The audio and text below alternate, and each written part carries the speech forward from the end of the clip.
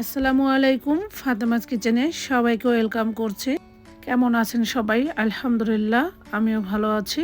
আজকে দেখাবো জিভে জল আসার মতো একটি শুটকির রেসিপি, যেটা কিনা বাসার ছোট বড় সবাই খুবই পছন্দ করে খাবে। তো এখানে আমি 1 কাপ পানির মধ্যে 1 কাপ শুটকি খুব ভালোভাবে আগে থেকে গরম পানি দিয়ে ধুয়ে পরিষ্কার করে দিয়ে ঢাকনা দিয়ে ঢেকে ভালোভাবে সেদ্ধ করে নিয়েছি।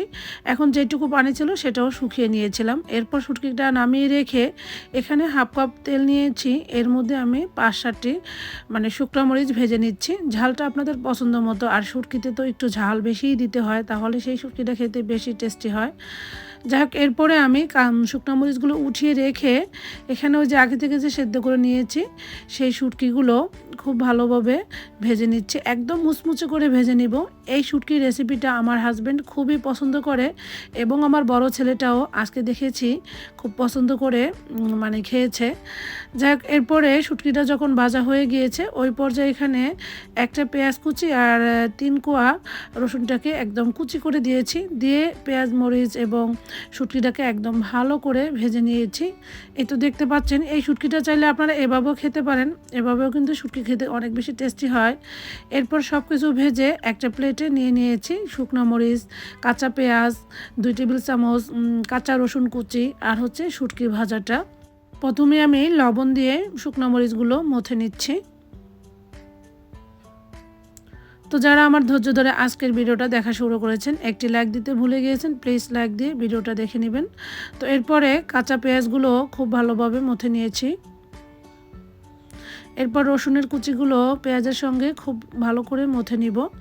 এই পেঁয়াজ রসুনটাকে এমনভাবে মথতে হবে যাতে করে এটার ভিতরে রসটা বের হয়, এতে করে এই শুটকির রেসিপিটা খেতে বেশি টেস্টি হয়। এরপরে এখানে 1 টেবিল চামচ সরিষার তেল দিয়েছি। আমি তেলের পরিমাণটা এই জন্য কম করে দিয়েছি যে শুটকিটা ভাজতে কিন্তু অনেকটা তেল লেগেছে, তাই এত বেশি তেলের ভর্তা খেতে ভালো লাগে না, তাই সরিষার তেলটা কম করে দিয়েছি। আপনারা বাড়িয়ে কমিয়ে দিতে পারেন। তো এরপর ভেজে রাখা শুটকিগুলো খুব ভালোভাবে মিক্স করে একদম 5-7 মিনিটের মতো আমি ভালো করে মথে নিয়েছি, এতে করে শুটকিটা খেতে বেশি টেস্টি হয়। এরপরে আমি আগে থেকে একটি টমেটো ভেজে রেখেছি অফ ক্যামেরায়, সেটাও দিয়ে দিচ্ছি। শুটকির ভিতরে একটু টক টক থাকলে খেতে বেশি টেস্টি হয়, তো আপনারা যদি পছন্দ না করেন স্কিপ করে যেতে পারেন। এরপরে এখানে 2টা কাঁচামরিচ কুচি আর বেশি করে ধনিয়া পাতা কুচি দিয়েছি।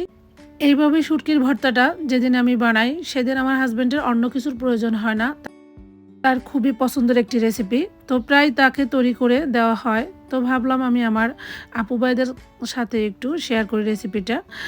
যারা আমার মতো ভর্তা লাভার আছেন তাদের কাছে অবশ্যই এই শুটকির ভর্তাটা অনেক বেশি ভালো লাগবে। তবে বাসায় একবার হলে তৈরি করে দেখবেন, যে কোনো রেসিপি বাসায় তৈরি করলে বোঝা যায় যে সেটা খেতে কতটা টেস্টি। এই তো আমার ভর্তাটা একদম রেডি, দেখি লোভ লেগে গিয়েছে। এটা যেদিন তৈরি করবেন সেদিন ভাতের পরিমাণটা একটু বাড়িয়ে দিবেন, কারণ এটা খেতে বসলে ভাত যে কয় প্লেট শেষ হয়ে যায় টেরও পাওয়া যায় না, এতটাই টেস্টি এই শুটকির ভর্তার রেসিপিটি। আজকের ভিডিও এই পর্যন্তই। সবাই ভালো থাকবেন। আল্লাহ হাফেজ।